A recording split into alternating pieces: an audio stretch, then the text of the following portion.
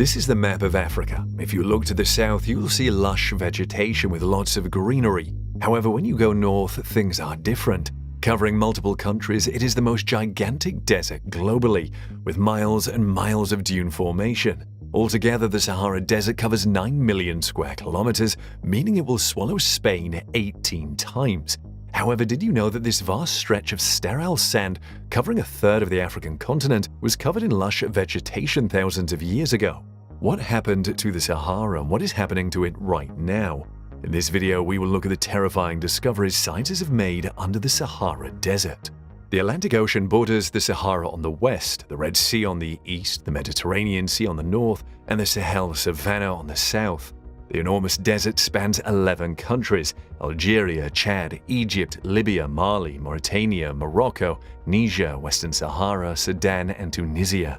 The Sahara Desert is most famous for the sand dune fields often featured in movies. The dunes can reach almost 600 feet, 183 meters high. However, they cover only about 15% of the entire desert. Other topographical features include mountains, plateaus, sand and gravel-covered plains, salt flats, basins, and depressions. The Sahara used to be a tropical area, so how did it become the harsh, arid region it is today? The answer to this question takes us several thousand years back. The Sahara has long been subject to periodic bouts of humidity and aridity. These fluctuations are caused by slight wobbles in the tilt of the Earth's orbital axis, which in turn changes the angle at which solar radiation penetrates the atmosphere. At repeated intervals throughout Earth's history, there's been more energy pouring in from the sun during the West African monsoon season. During those times, known as African humid periods, much more rain comes down over North Africa. With more rain, the region gets more greenery and rivers and lakes. But between 8,000 and 4,500 years ago, something strange happened. The transition from humid to dry occurred far more rapidly in some areas than could be explained by the orbital precession alone, resulting in the Sahara Desert as we know it today. In his study, archaeologist David Wright tells us what happened next. As he poured through the archaeological and environmental data obtained chiefly from sediment cores and pollen records, all dated to the same period, he noticed what seemed like a pattern. Where the archaeological record showed the presence of pastoralists, that is, humans with their domesticated animals, there was a corresponding change in the types and variety of plants. It was as if every time humans and their goats and cattle hopscotched across the grasslands, they had turned everything to scrub and desert in their wake. This led Wright to conclude that by overgrazing the grasses, they were reducing the amount of atmospheric moisture. You know, plants give off moisture which produces clouds at enhanced albedo. He says this may have triggered the end of the humid period more abruptly than can be explained by the orbital changes. These nomadic humans also may have used fire as a land management tool, which would have exacerbated the speed at which the desert took hold. Now, when you think of the Sahara Desert, do you imagine whales frolicking on the rolling sand dunes? While that is highly unlikely to happen since whales can't survive outside water, there is evidence that the ancestors of the modern whale once swam around right in the hot African desert.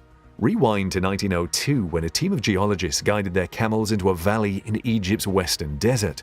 Centuries of strong wind had sculpted sandstone rocks into strange shapes, and at night the moonlight was so bright, making the sand glow like gold. A nearby hill was known as the Mountain of Hell because of the infernal summer heat, but in this arid valley lay the bones of whales. Some of the skeletons were 50 feet long, with vertebrae as thick as campfire logs. They dated back 37 million years to an era when a shallow, tropical sea covered this area and all of northern Egypt.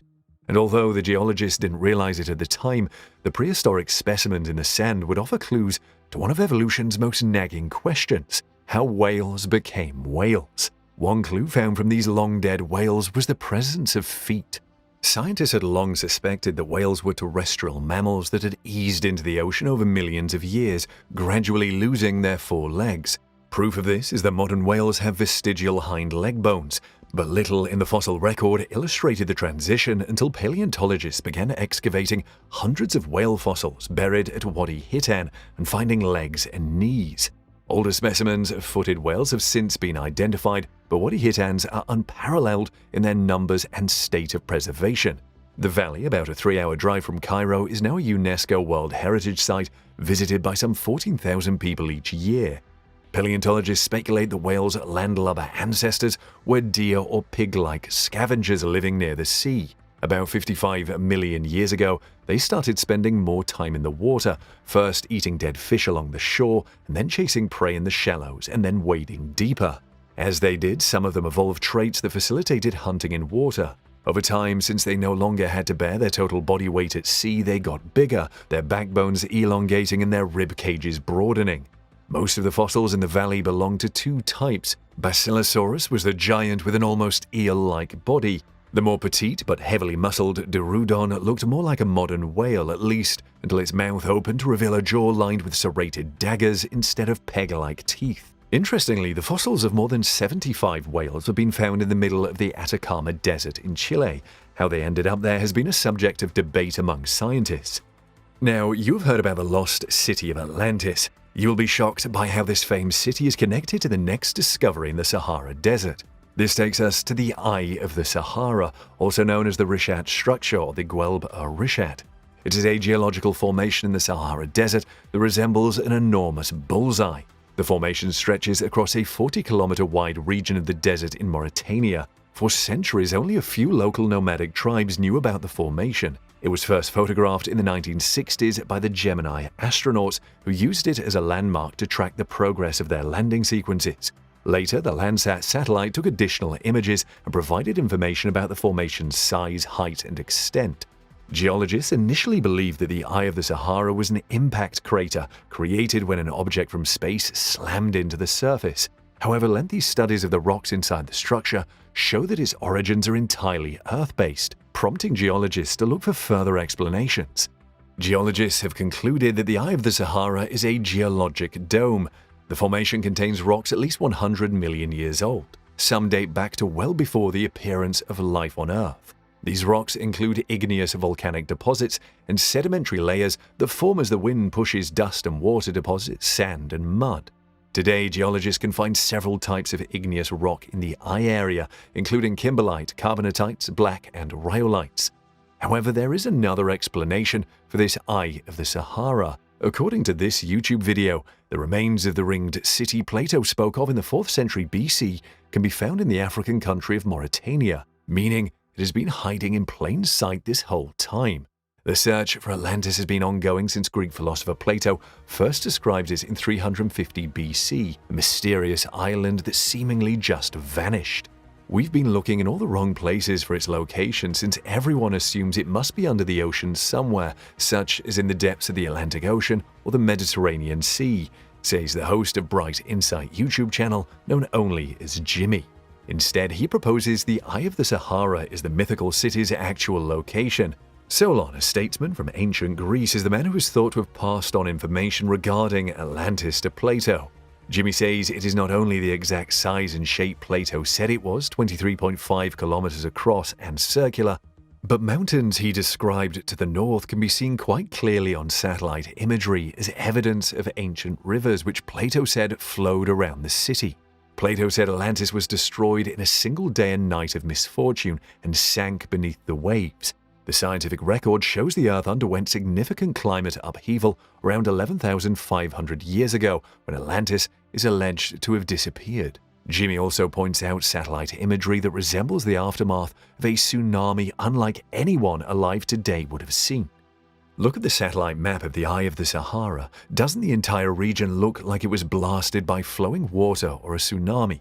The Sahara Desert continues to serve up mysteries, and the next one is about an object found there whose functions have not been known till today. It is the Clayton Ring, and more bafflingly, these rings were found in the most inhospitable part of the Sahara Desert in Egypt.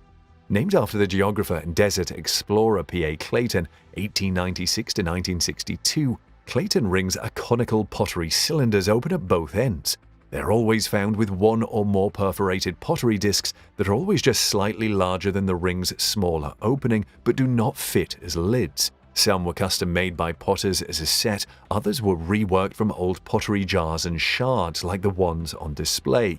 These objects were not used by the Egyptians living along the Nile. Instead, they formed an important part of the kit of the nomadic herders inhabiting the Dakhla oasis during Egypt's first dynasties called the Sheikh Mutar culture.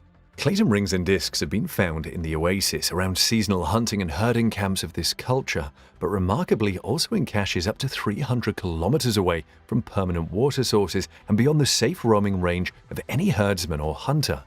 What made these objects so crucial that people went to the trouble to take Clayton rings far into the desert? This is a question that is yet to be answered.